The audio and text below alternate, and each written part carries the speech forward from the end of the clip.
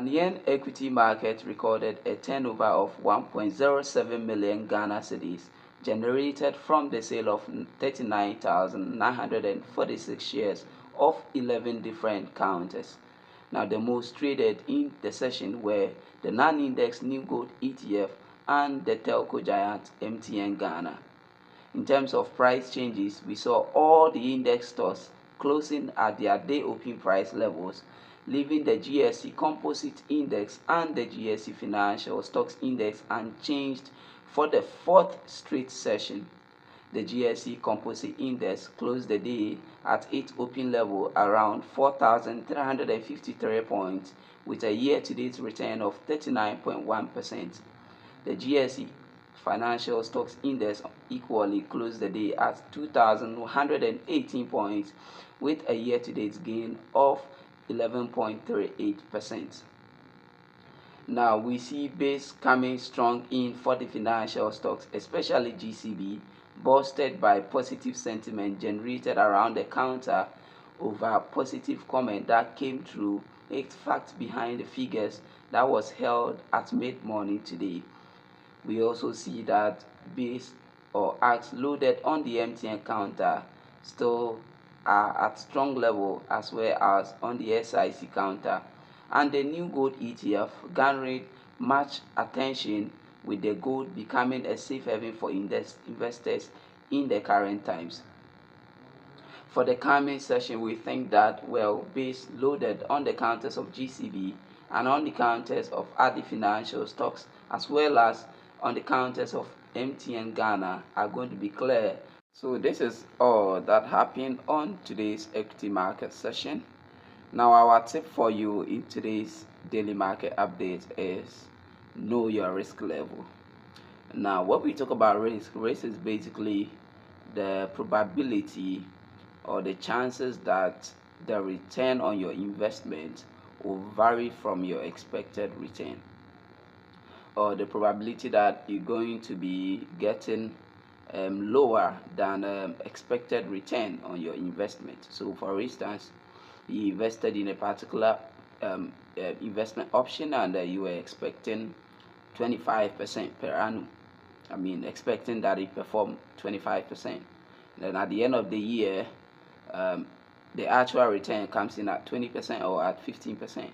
So when we talk about risk, we basically refer to the probability that your expected return is going to be varying from your actual return. Okay, and what I mean by knowing your risk level is just know the kind of risk or the level of risk that you have, and that will guide you in making investment decision. Because when it comes to making investment decision, you make basically or broadly on three things: the risk, the return, and the liquidity, right? So the risk is basically the probability that you might lose a portion of your investment in simple terms. So at the end of the day, each investment option comes with a certain level of risk, and knowing your risk level will help you know which investment is best suited for you. One thing I have observed is that most of the time people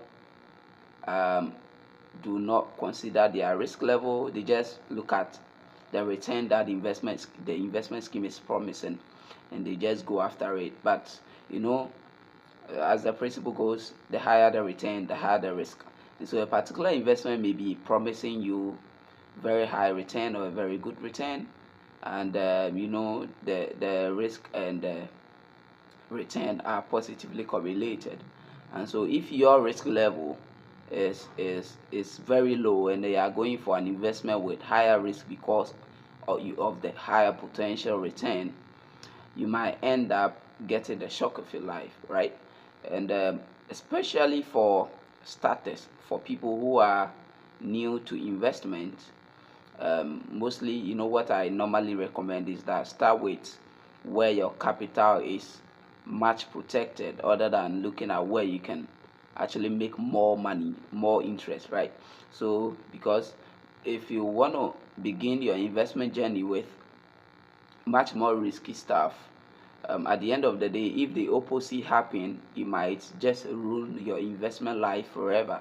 So what I always recommend that, look, if you're a starter, no matter how you think that you can assume risk, your risk is not up there, right? Your risk is not really up there. So it's better to start with areas or options that guarantees your capital first, right?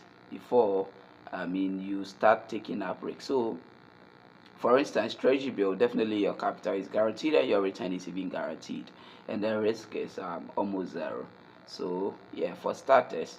But when you want to come to where your earning potential is high, definitely your risk potential is high. And if you assume risk above your risk capacity, right, or your risk appetite level, what you are doing is that you are, you're just making a wrong investment. Basically, it doesn't matter if the positive happen, because at the end of the day, I mean, you may be positive, but it is not a 0% probability that the negative can happen, right? So just know your risk level. Maybe another time I can show you how you can personally assess your risk level, and then know how um, how to look at your assess your personally do assessment of your risk level. So sometimes when people come to me, this is just one of them.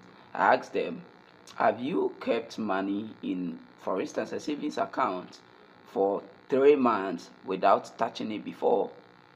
Money that you plan not to touch for 3 months, and indeed you were not able to. You did not touch it, and they'll be like, 3 months.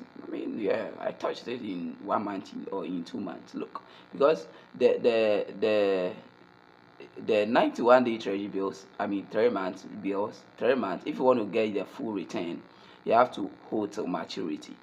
And so if you cannot keep money in your savings account or in an account, or keep money aside for 3 months, it tells you the level of risk it tells me that, likely when you even go for a 3 month bill, you might withdraw before time.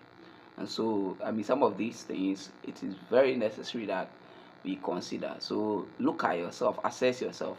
Have I been able to put money aside for 3 months, for 2 months, for 5 months, for 6 months without touching it, before you look at the kind of investment option? Because if you are going for a 2-year bond, and you go for, after 1 year you want to sell it, if the prevailing market conditions are not good, you may end up selling the investment at levels that portion of your capital may go wrong. So the video is getting too long. Let's have more discussion in subsequent updates. This is ODOOM'S Forum.